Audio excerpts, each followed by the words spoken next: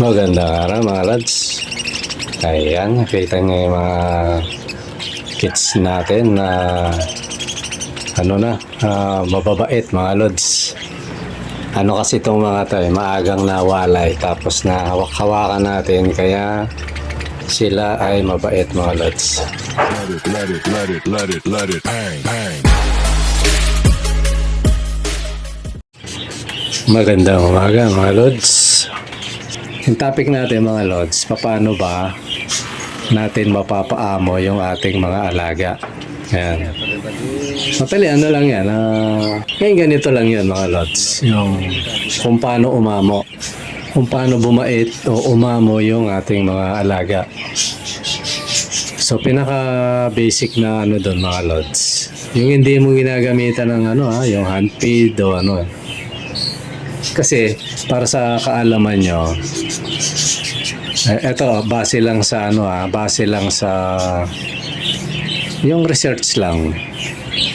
Lahat naman ng hayop sa mundo, pinakamamo, pinakamabangis, kayang paamuin ng tao yan, sa totoo lang. Diba no? Yung ahas, kaya yan. Buhaya, kaya yan. Lahat. Mapatubig, mapahimpapawid, mapasalupa. Kayang paamuin ng tao yan. Hinahintulot ng Diyos yan mga lods eh. Isa lang naman na hindi kayang paamuin ng tao mga idol. Alam nyo kung ano yan? Yung dila. Yan, yung dila ng tao yan. Sabi nga walang buto pero hindi mo kayang paamuin yan. Papalag at papalag sa'yo yan. Yan, di ba, no? Yan, parang yung makulit na pilit kong kinakauna. Kulit eh, yan. So, yung dila yun, mga lods. Yun lang hindi kaya sa mundo na paamuin ng tao. Ang totoo, kahit ikaw yung boss, pinagalitan mo yung tao mo. Sa harap mo, hindi kumikibo yan. Pero pag taligo mo, murahin ka yan, di ba, no? Ganun yung ganun ang dila. Pero pagdating sa hayop, mga lods, dito tayo sa pa hindi tayo lumawak sa mga ibon. Sa obserbasyon ko, sa pagre-research ko, ang pinakamadaling mapaamo talaga para kids. Base doon sa na-research ko, mga lods. Kasi yung lahat ng klaseng ibon napapaamo pag hinanpid mo. Diba, no? Yung bata pa, hinanpid mo, Diba, no? Pero meron nga, maamo, pero hindi malambing na hayop, eh. Maamo siya. Kaya mo pero hindi siya, Hindi mo pwedeng hawak-hawakan, tutukain ka. Pero napapalapit mo sa'yo, ganun. So ngayon, yung parakeets, mga lods, to? Kaya napakabilis niyang paamuin kasi malambing na likas to. Kumbaga sa babae, papansin eh. Parang ganun siya. Papansin siya lagi. Kumbaga sa pangit na lalaki, ganun. Papansin, ganun.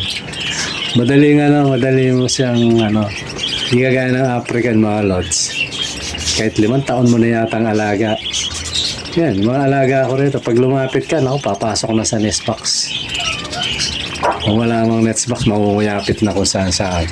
Pero itong parakeet, napakabilis pa amuin. So, paano yan? Na walang hand feeding, hindi mo i-hand feed. Simple lang, may breeder ka.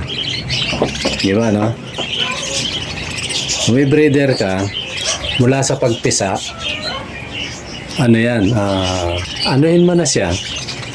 Masanay ka na, kailangan ng paghawak ng mga lods. Kung naninigarilyo ka, hugas kamay muna. Walang amoy dapat yung kamay mo. Kasi malakas ang pangamoy ng mga yan, baka hindi napakainin yan. So, umpisahan mo ako 1 linggo pa lang, hahawakan ko na yan eh. Nahawak-hawakan ko na. Para, kumbaga, nakapikit pa yung ibon, mga lods. Nararamdaman na niya, may mahawak sa kanya. Yan, no? Siyempre, may sense yan eh. Kahit bata pa yan, mga ilang araw. Hanggang sa maidilat niya yung mata niya, Ito pala yun, humahawak sa akin lagi. Yun, no? So hindi naman araw-araw mga lods. Pero ako minsan, pag may nakita akong magandang ibon, yan, lagi kong hinahawakan yun. Effective naman. Sa mga hinawakan ko lagi, araw-araw, napakabait nila. Isa na yung dilaw doon, tsaka yung blue ngayon na kaya lang lakas ng pumagaspas, kaya tatakot din akong pakawalan. So ngayon mga lods, yung balik tayo doon sa inakay.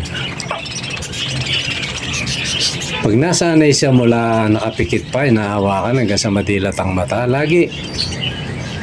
Every other day, gano'n. Kukumustahin mo. Kasi minsan yung niya, lumalabas yung hen. Minsan naman kakagating ka. Pero tiisin mo lang yun. Masasanay din, pati yun, nababait sa iya. So yun, hanggang sa tubo ng balahibo. Nahawak-hawakan mo sila, nilalaro. Hanggang sa ihiwalay mo sila. Kasi ako mga lods, basta nakita kong complete na yung balahibo, tapos medyo tumutuka na ng konti.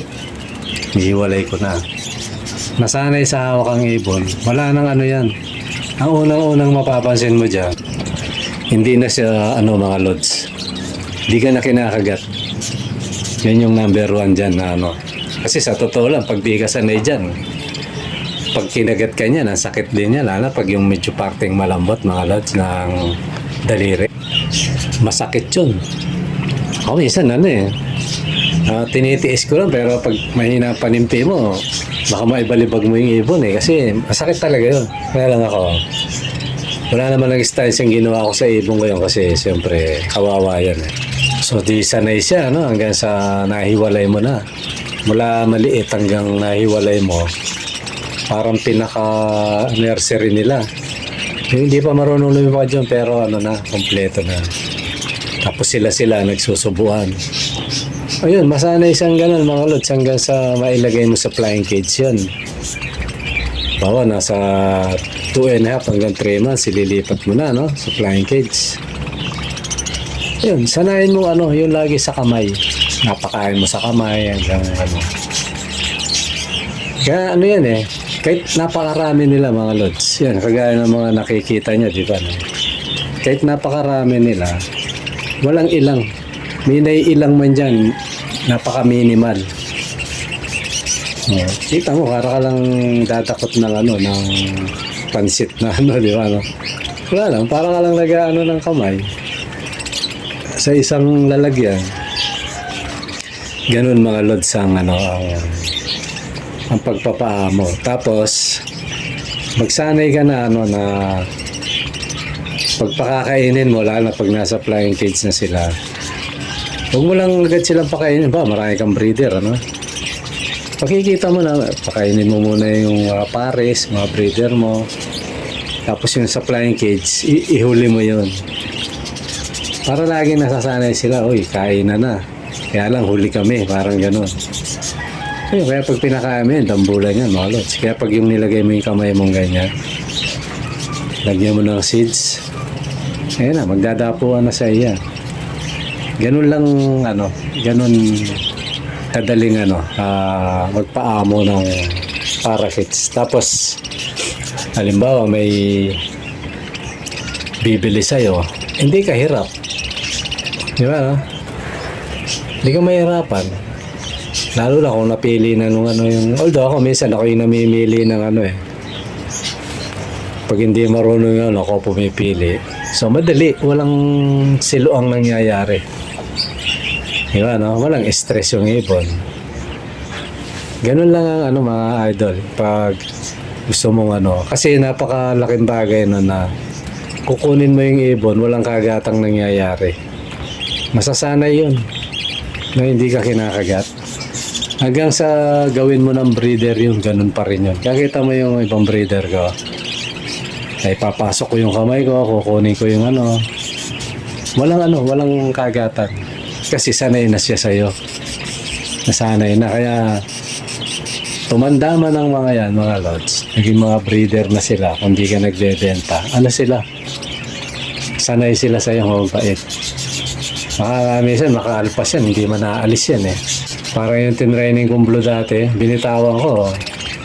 Alam niya pa rin, kakapit siya sa cage na gano'n, no? So alam niya, kukunin ko siya doon eh. Pag binitawan mo ulit, doon ulit siya, kakapit. So nakatrain sa gano'n, nasanay siya, natandaan niya yung mga lods. So gano'n lang, ang pag-train mga lods, umpisan mo sa bata, hinakay, lagi mong hawakan. Pag marunong ng tumuka, nasa nursery na siya, wala lang, hawak-hawakan mo pa rin ganon. Masanay sila na hinahawak-hawakan habang kumakain. Malipat sa flying cage, ganon pa rin. So, sanay na sanay sa iyo ibon, kaya wala. Kunin mo yung patokan, yung inuminan nila. Walang stress ang ibon. Pa dadapo sa iyo. Tsaka masarap ang feeling nun mga lods. Yung mga alaga mo, dumadapo sa'yo. Kaya pangarap ko pa rin talaga yung malaking cage. Hindi lang kasi pwede rito eh. Yung talagang pakakawalan mo, andyan lang siya, na hindi siya, yung nakakasiguro ka hindi siya makakain ng daga, ng pusa, andyan lang, lilipad-lipad, no? Kaya wala tayong pwesto mga lods eh. Matagal pa yung natin. Yung pangarap natin, napakatagal pa mga lods. Ayun, siguro, yun lang mga idol. At sana, yung mga mahilig maghahawak din ng ibon, natuto, kahit pa paano. Basta mga lods, ang tinutukoy kong ibon na hawakan yun, yung ibon na iba, yung ibon na totoo, baka mamaya, ibang ibon yung hawakan nyo, mga lods. Hindi tama yun. Okay, mga lods, sana, na-gets niya yung gusto kong ipunto kasi may lang yung topic natin ngayon. Next time, yung iba pang possible na umamo yung ibon, maka i-discuss natin. Kasi maraming klase yan na kung paano paamuin ng ibon mga lods. Bago tayo magtapos mga lods, lagi kong paalala sa inyo na mag-comment kayo. Kahit ilang comment, basta iba-iba.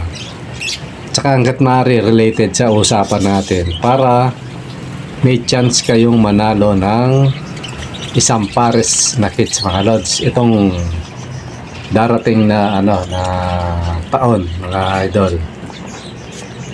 Tapos yung raffle natin siguro by by February mga lods. Ayan, kita nyo marami-rami na. Tsaka pati rin gustong kumuha ng mga kits natin. By katapusan ng January, February, yan. Pwede na mga lods. Okay mga lods, siguro ano pa bang ko? Totally wala na mga lods. Yung sa raffle naman, na yan. Madali na yan. Wala pa mga lods Hindi pa tayo doon sa yung libre lahat, wala pa tayong sa YouTube mga lods, matagal pa to. Hindi pa napipitik yung yung kailangan nating maabot sa threshold. Yan mga lods. Sige mga lods, siguro hanggang dito muna at maraming salamat sa panonood at sana kung may nabanggit man akong nakaka-open pasensya na kayo mga lods. Hindi natin sinasadya. Minsan, baliktad yung dila natin sa pagbigkas. Pasensya na kayo mga idol. Hindi natin yan. Okay mga lods, siguro hanggang dito muna at maraming salamat sa panonood. Bye-bye.